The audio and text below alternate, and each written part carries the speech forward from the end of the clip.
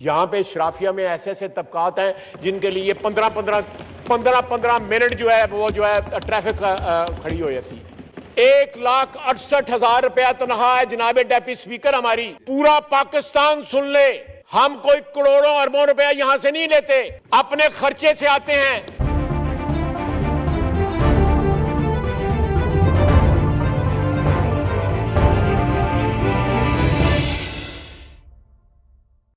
बिस्मिल्लाहिर्रहमानिर्रहीम, अस्सलाम वालेकुम। मैं हूं आपका मेज़बान आकिल हुसैन।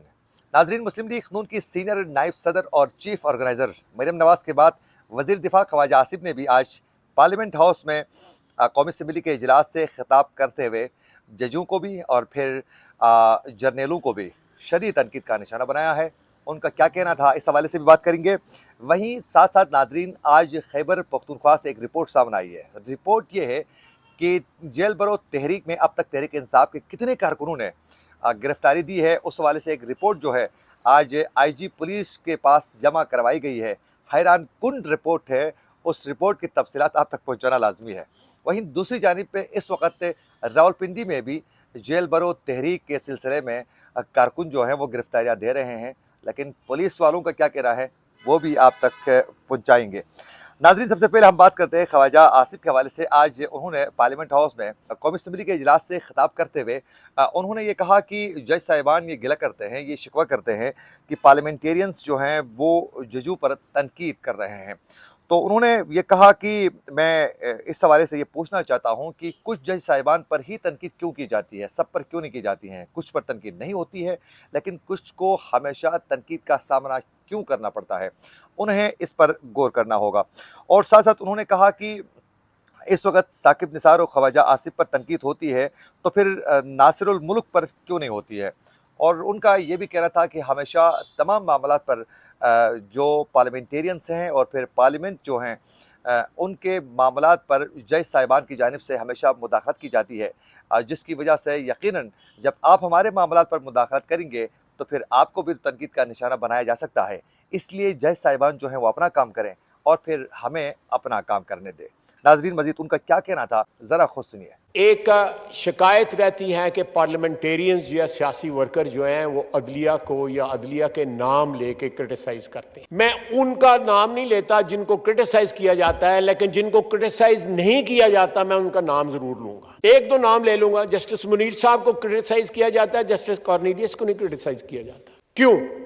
ये अदलिया जो है, आला अदलिया जो है, वो खुद पूछे।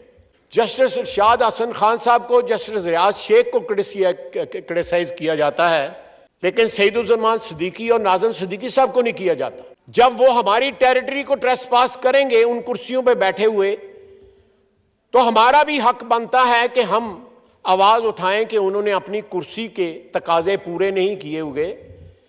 इनमें साकिब निसार साहब का नाम है, खोसो साहब का नाम है, लेकिन उसके बाद नासिरुल मुल्क और तसद्दुक़ जिलानी साहब का नाम नहीं आता। क्यों नहीं नाम आता?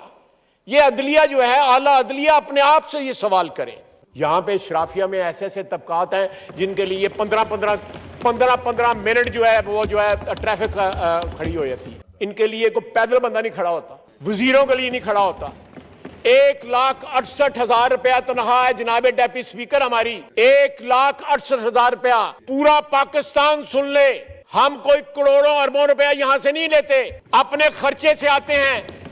यहां एमएनए हैं जो पैदल आते हैं पार्लियामेंट लॉजेस से इस हाउस के अंदर, पैदल आते हैं, नहीं अफोर्ड कर सकते लाइफस्टाइल। लेकिन यहां पे ऐसे तबकात हैं इस मुल्क के अंदर जिनका लाइफस्टाइल जो है बादशाहों वाला है और उनको पूछने वाला कोई नहीं। सड़कें बंद हो जाती हैं, कर्फ्यू लग जाते हैं जब वो सड़कों पे ऊपर आते हैं। इस मुल्क के अंदर सबसे पहला आईनी हादसा जो है वो एक जज ने किया था, जिसने नजरिया जरूर जो है वो जो वैलिड करार दिया था। वो वारदात जो थी वो एक जज ने की थी। सबसे पहली सियासी शहादत जो है इस मुल्क में वो भी जुडिशरी ने की थी। जुल्फकार अली भुट्टो को फांसी लगाया था।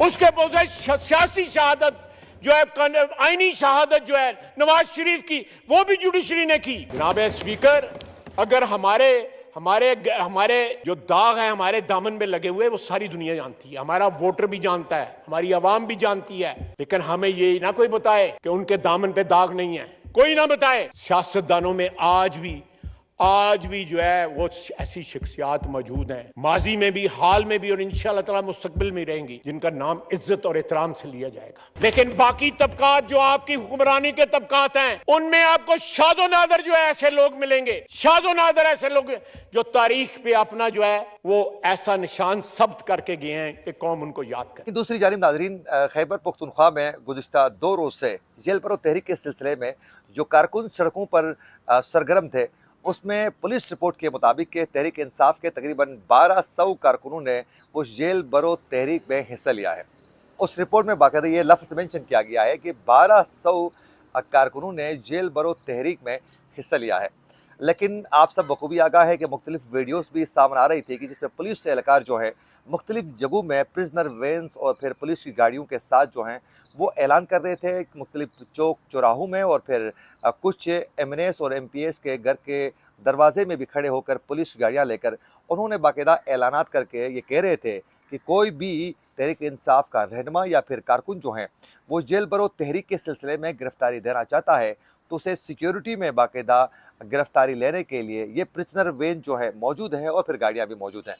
लेकिन हमने देखा कि कुछ ऐसे वीडियोस वायरल हो चुके थे जिसमें कुछ कारकुन जो हैं मुख्तलिफ प्रिजनर वैन्स के करीब आकर तस्वीरें तो बना रहे थे, उसके ऊपर चढ़कर तस्वीरें बनाने के बाद वो हंसी मजाक में वहाँ से निकल रहे थे।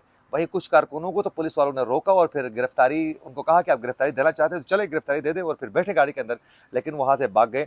और उसके बाद जो हैं कुछ ये कहा भी गया तहरीक इंसाफ के रहनुमाओं की जानिब से, परवेज़ खटक ने बिलखुसूस ये कहा कि हम गिरफ्तारी देने के लिए आए थे रैली की शक्ल में, लेकिन जेल का दरवाज़ा नहीं खोला गया और हमारी गिरफ्तारी नहीं ली गई।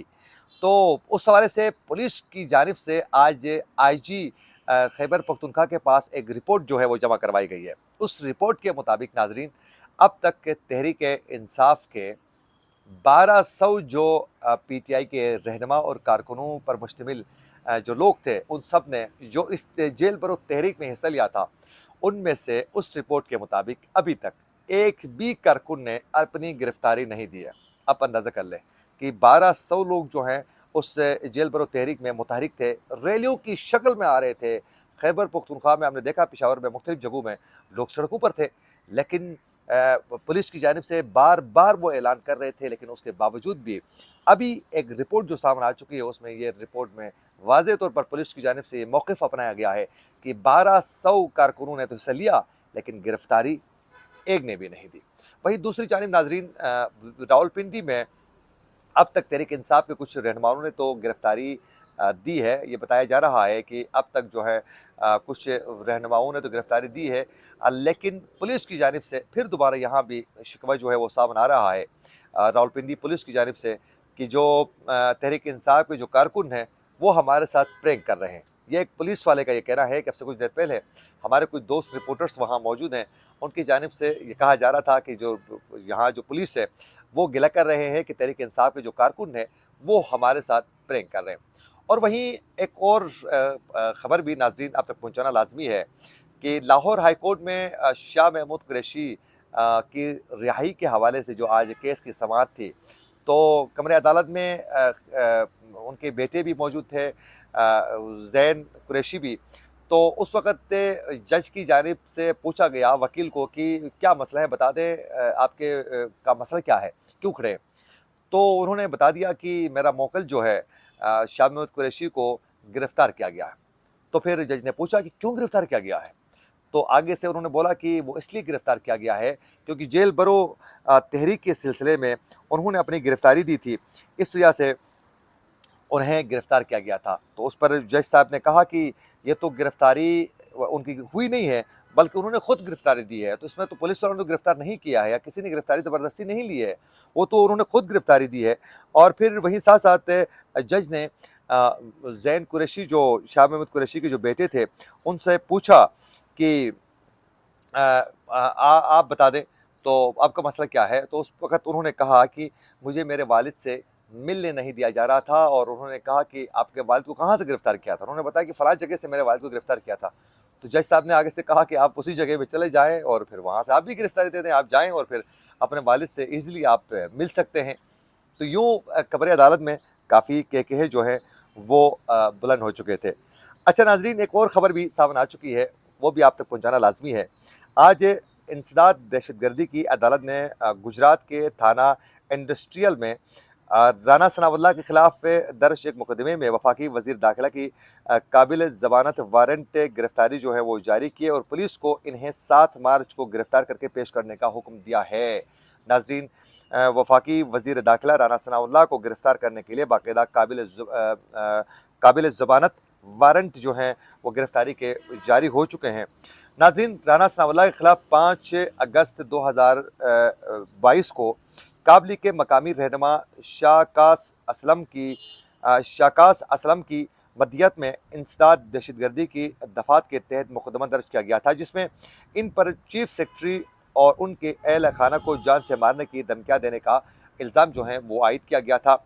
और उसी सिलसिले में आज ये जो गिरफ्तारी के लिए कहा गया है, ये इसीलिए कहा गया है। और गुजरात पुलिस ने मुकदमे को खारिज करके इखराज रिपोर्ट अदालत में जमा करवाई थी, जिस पर अदालत ने पुलिस को रिपोर्ट को खारिज करते हुए, पुलिस की जो रिपोर्ट थी उसे खारिज कर दी अदालत ने, और मुलजिम को काबिल ज़मानत वारंट गिरफ्तारी जो है वो जारी किए हैं। अदालत ने तफ्तीशी ऑफिसर मुतलिका DSP और SP इन्वेस्टिगेशन को शोकास नोटिस जारी करते हुए 7 मार्च को ज़ाती हैसियत में पेश होने का नाज़रीन हुक्म दे दिया है। ये थी कुछ अहम अपडेट्स जो आप तक पहुंचाना हमने लाजमी समझा। अगर आप लोगों को हमारा ये वीडियो अच्छा लगे तो हमारे चैनल को ज़रूर सब्सक्राइब करें और बेल आइकन क्लिक करना न भूलिए। इसी के साथ अपने मेज़बान आकिल हुसैन को दीजिए इजाज़त। अल्लाह निगहबान।